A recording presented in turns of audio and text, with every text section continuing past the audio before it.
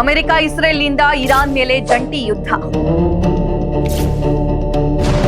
Iran ಅಣು bomb ತಯಾರಿಸಿದ್ರೆ ಅವರಿಗೆ ಯಾಕೆ ಭೀತಿ? ಭೂಗರ್ಭದಲ್ಲಿ ಅಣು ಬಾಂಬ್ ರೆಡಿ ಮಾಡುತ್ತಾ ಇರಾನ್. ರಣಭೀಕರ ಯುದ್ಧ ಶುರುವಾಗಿದೆ.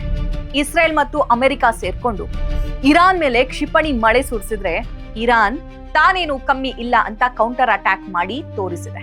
ಪರಿಣಾಮ ಮೂರನೇ ಮಹಾಯುದ್ಧದ ಭೀತಿ ಸ್ಟಾರ್ಟ್ ಆಗಿದೆ. ಯಾಕಂದ್ರೆ ಅಮೆರಿಕ ಭಾರಿ ಅಪಾಯಕಾರಿ ಯುದ್ಧಾಸ್ತ್ರ ತೆಗೀತೀವಿ ಅಂತ ಗುಡುಕ್ತಾ ಇದ್ರೆ, ತಾನು ಜಗತ್ತು ನೋಡಿರದ ಭಯಾನಕ ಅಸ್ತ್ರವನ್ನ ಹೊರಗೆತ್ತಿದ್ದೀವಿ ಅಂತ ಇರಾನ್ ಘರ್ಜಿಸಿದೆ.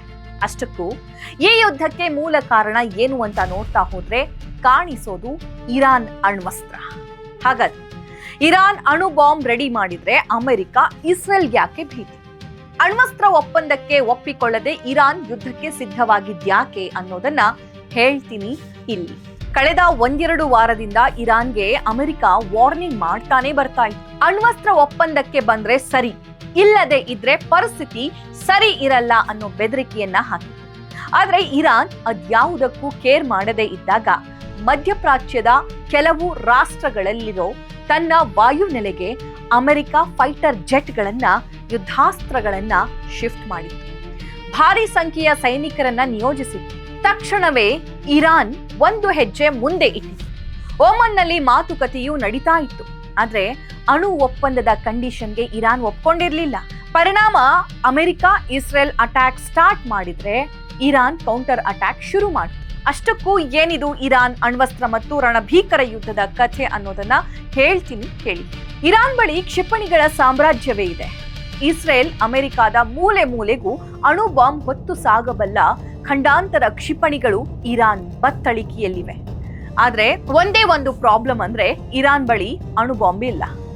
ಅದು ಹೇಗಾದ್ರೂ ಮಾಡಿ ದೇಶವನ್ನ ಅಣ್ವಸ್ತ್ರ ರಾಷ್ಟ್ರ ಮಾಡಬೇಕು ಅಂತ ಇರಾನ್ ಅನೇಕ ದಶಕಗಳಿಂದ ಹೋರಾಟ ಮಾಡ್ತಾನೆ ಬರ್ತಾ ಇದೆ. ಯಾವಾಗ ಯುರೇನಿಯಂ ಅನ್ನ ಭಾರಿ ಪ್ರಮಾಣದಲ್ಲಿ ಸಂಗ್ರಹ ಮಾಡಿಕೊಂಡು ಅಣು ಬಾಂಬ್ ತಯಾರಿಸೋದಕ್ಕೆ ರೆಡಿ ಆಗುತ್ತೋ ಅಂಥ ಎಲ್ಲಾ ಸಂದರ್ಭದಲ್ಲಿಯೂ ಇರಾನ್ ಅಣು ವಿಜ್ಞಾನಿಗಳ ಮೇಲೆ ಇಸ್ರೇಲ್ ರಹಸ್ಯ ದಾಳಿ ನಡೆಸಿತು.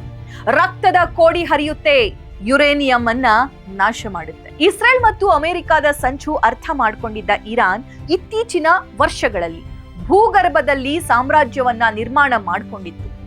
ಅದು ಸುಮಾರು 800 ಮೀಟರ್ ಆಳದಲ್ಲಿ. ಅಲ್ಲಿ ಯುರೇನಿಯಂ ಸಂಗ್ರಹ ಮಾಡಿಕೊಂಡು ಅಣು ವಿಜ್ಞಾನಿಗಳನ್ನ ಬಳಸಿಕೊಂಡು ನ್ಯೂಕ್ಲಿಯರ್ ಬಾಂಬ್ ತಯಾರಿಸ್ತಾ ಇತ್ತು.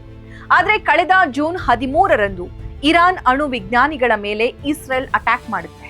ಆದ್ರೆ ಅಮೆರಿಕ ಬಂಕರ್ ಬಸ್ಟರ್ ಬಾಂಬ್ ಹಾಕಿ ಭೂಮಿ ಆಳದಲ್ಲಿರುವಂತಹ ಯುರೇನಿಯಂ ನಾಶ ಮಾಡುತ್ತೆ ಅನ್ನೋ ಮಾಹಿತಿಯನ್ನ ಪಡೆದಂತಹ ಇರಾನ್ ಮುಂಚಿತವಾಗಿ ಅದನ್ನ ಬೇರೆ ಕಡೆ ಶಿಫ್ಟ್ ಮಾಡಿತ್ತು ಅಂತ ಹೇಳಲಾಗ್ತಾ ಇದೆ. ಹಾಗೆ ಶಿಫ್ಟ್ ಮಾಡಿದಂತಹ ಯುರೇನಿಯಂನಿಂದ ಅಣು ಬಾಂಬ್ ರೆಡಿ ಮಾಡೋ ಸಿದ್ಧತೆಯಲ್ಲಿತ್ತು. ಇದು ಗೊತ್ತಾಗಿ ಅಮೆರಿಕ ಎಂಟ್ರಿಯಾಗಿ ಇರಾನ್ ಅನ್ನ ಅಣ್ವಸ್ತ್ರ ಒಪ್ಪಂದಕ್ಕೆ ಬರುವಂತೆ ಮಾಡುತ್ತೆ, ಶತ ಪ್ರಯತ್ನ ಕೂಡ ಪಡುತ್ತೆ. ಆದ್ರೆ ಸಾಧ್ಯವಾಗದ ಹಿನ್ನೆಲೆಯಲ್ಲಿ ದಾಳಿ ಸ್ಟಾರ್ಟ್ ಮಾಡುತ್ತೆ. ಹಾಗೆ ಇರಾನ್ ಕೂಡ ತಾನೇನು ಕಮ್ಮಿ ಇಲ್ಲ ಅಂತ ಇಸ್ರೇಲ್ ಮೇಲೆ ಕ್ಷಿಪಣಿ ದಾಳಿ ನಡೆಸಿದ್ರೆ ಅಮೆರಿಕದ ಮಿಲಿಟರಿ ನೆಲೆಗಳು ಇರುವಂತಹ ಮಧ್ಯಪ್ರಾಚ್ಯದ ರಾಷ್ಟ್ರಗಳ ಮೇಲೂ ಅಟ್ಯಾಕ್ ಮಾಡಿದೆ.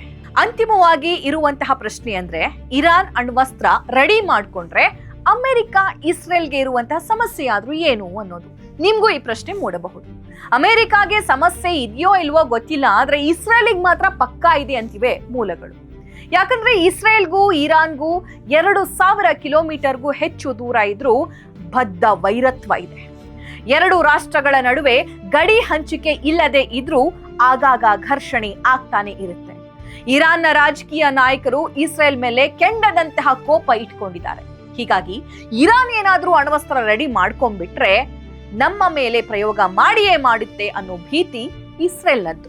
ಅದರಲ್ಲಿಯೂ ಇರಾನ್ ಬಳಿ ಇಸ್ರೇಲ್ನ ಐರನ್ ಡೋಮ್ ನಂತಹ ರಕ್ಷಾ ಕವಚವನ್ನ ಭೇದಿಸಿ ನುಗ್ಗಿ ಹೋಗಬಲ್ಲ ಮಿಸೈಲ್ಗಳಿವೆ.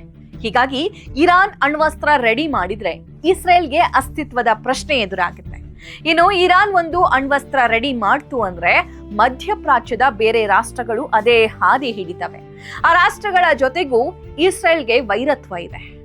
ಇದೇ ಕಾರಣಕ್ಕೆ ಇರಾನ್ ಯಾವಾಗೆಲ್ಲ ಅಣುಬಾಂಬ್ ತಯಾರಿಸೋ ಅಂತಿಮ ಹಂತಕ್ಕೆ ಬರುತ್ತೋ ಅಂಥ ಎಲ್ಲಾ ಸಂದರ್ಭದಲ್ಲಿಯೂ ಅಮೆರಿಕದ ನೆರವು ಪಡೆದ ಇಸ್ರೇಲ್ ಅಟ್ಯಾಕ್ ಮಾಡುತ್ತೆ, ಅಣು ವಿಜ್ಞಾನಿಗಳನ್ನ ಸಾಯಿಸುತ್ತೆ, ಅಣು ಬಾಂಬ್ ತಯಾರಿಸೋ ಕಚ್ಚಾ ವಸ್ತುಗಳನ್ನ ಸರ್ವನಾಶ ಮಾಡುತ್ತೆ. ಇನ್ನು ಅಮೆರಿಕಾಗೆ ಯಾಕೆ ಇರಾನ್ ಅಣ್ವಸ್ತ್ರ ಇಟ್ಕೋಬಾರ್ದು ಅಂದ್ರೆ ಇಸ್ರೇಲ್ ಮಿತ್ರ ರಾಷ್ಟ್ರ ಅನ್ನೋದು. ಇನ್ನೊಂದು, ಇರಾನ್ ತೈಲ ಉತ್ಪಾದಕ ರಾಷ್ಟ್ರ. ಒಂದ್ ವೇಳೆ ಏನಾದ್ರೂ ಇರಾನ್ ಅಣ್ವಸ್ತ್ರ ಸಾಧಿಸಿದ್ರೆ ಅದರ ಮೇಲೆ ಮುಂದೆ ಹಿಡಿತ ಸಾಧಿಸೋದು ಕಷ್ಟ ಆಗುತ್ತೆ ಅನ್ನೋ ಲೆಕ್ಕಾಚಾರ ಅಮೆರಿಕದ್ದು.